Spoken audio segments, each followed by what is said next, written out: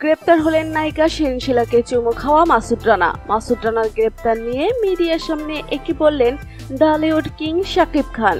বিস্তারিত জানতে এখনই চ্যানেলটি সাবস্ক্রাইব করে ভিডিওটি শেষ পর্যন্ত দেখতে থাকুন। সুপ্রিয় দর্শক, সেলিব্রিটি তারকাদের প্রতি ভক্তদের ভালোবাসা একটু বেশিই থাকে। কখনো সামনাসামনি পেলে তাদের পাগলামি আরো বেড়ে যায়। তবে মাঝে মধ্যে ভক্তদের অতিরিক্ত ভালোবাসা চরম অস্বস্তিতে ফেলতে পারে তারকাদের। এবার এক ভক্তের পাগলামের শিকার বাংলাদেশি নায়িকা শিরিন শিলা। শিরিন শিলাকে প্রকাশ্যেই চুমু দিয়ে বসলো এক পাগলাটে ভক্ত। ভিডিওটি মুহূর্তের মধ্যে ভাইরাল হয় সোশ্যাল মিডিয়ায়। বাংলাদেশি বিনোদন জগতের অতি পরিচিত নাম শিরিন শিলা।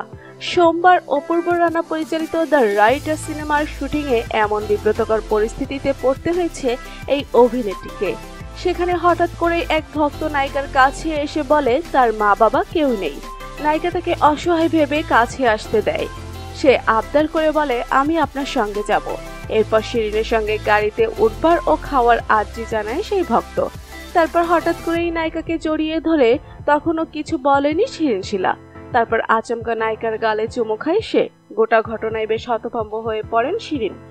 সবাই তখন সেই ভক্তকে পাগল ভেবে সেখান থেকে তাড়িয়ে দেয়।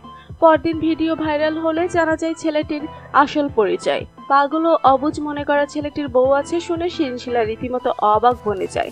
জানালেন সে একজন রিক্সা চালক, তার নাম মাসুদ রানা, সম্প্রতি বিয়েও করেছেন। পরে মিডিয়ার সঙ্গে আলাপকালে ছেলেটিকে প্রতারক আখ্যা দেয় অভিনেত্রী শিরিন শিলা। তিনি বলেন সে আমাকে যা যা বলেছে সব মিথ্যা বলেছে।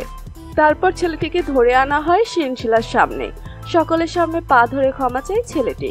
তবে এখানেই থেমে থাকেনি অভিনেত্রী শিরিন শিলা। অভিযুক্ত মাসুদ রানার নামে মামলা করেন তিনি। আর সেই মামলার জের ধরেই গতকাল রানা গ্রেপ্তার হয়। বর্তমানে রানা ডেমরা থানার হাজতে রয়েছে। রানার গ্রেপ্তারের খবর মুহূর্তেই মিডিয়া পাড়ায় ছড়িয়ে যায়। খবরটি চোখে পড়ে শাকিব খানের। শাকিব খান বলেন ছেলেটা যা করেছে সেটা ঠিক করেনি। ছেলেটা অন্যায় করেছে, মানুষ মাত্রই ভুল। মাসুদও ভুলের ঊর্ধ্বে নয়। আমি মাসুদ রানাকে দেখেছি, সে যদিও পাগল নয়, তবে সে নর্মাল মানুষের মতো নয়, সে মানসিকভাবে অসুস্থ। অভিনেত্রীর সঙ্গে যে অনাকাঙ্ক্ষিত ঘটনাটি ঘটেছে তার জন্য তিনি কিছুটা হলেও দায়ী, কারণ তিনি প্রশ্রয় না দিলে এমনটা হতো না। তার প্রতি শ্রদ্ধা রেখেই বলছি, তারও উচিত হয়নি এভাবে একজন অবুঝ ও প্রতিবন্ধী ছেলের বিরুদ্ধে মামলা করা। আমি একটি ভিডিওতে দেখেছি ছেলেটি পায়ে ধরে ক্ষমা চাইছে, তারপরেও কেন মামলা করেছেন তিনি। শাকিব খান আরো বলেন আমি চাই মাসুদকে দ্রুত মুক্তি দিয়ে সুচিকিৎসার ব্যবস্থা করা হোক। সবাইকে তার পাশে দাঁড়ানোর আহ্বান জানাচ্ছি। আমি প্রশাসনের কাছে অনুরোধ করব তারা যেন বিষয়টি নিয়ে বিবেচনা করেন। রানাকে আমি আর্থিকভাবে কিছু সহযোগিতা করব তার চিকিৎসার জন্য। তো প্রিয় দর্শক, শাকিব খানের কথার সাথে আপনারা কে কে একমত জানিয়ে দিন কমেন্ট করে। ভিডিওটি ভালো লাগলে লাইক ও শেয়ার করুন। আমাদের চ্যানেলে প্রথমবারের মতো হলে এখনই সাবস্ক্রাইব করুন। ধন্যবাদ।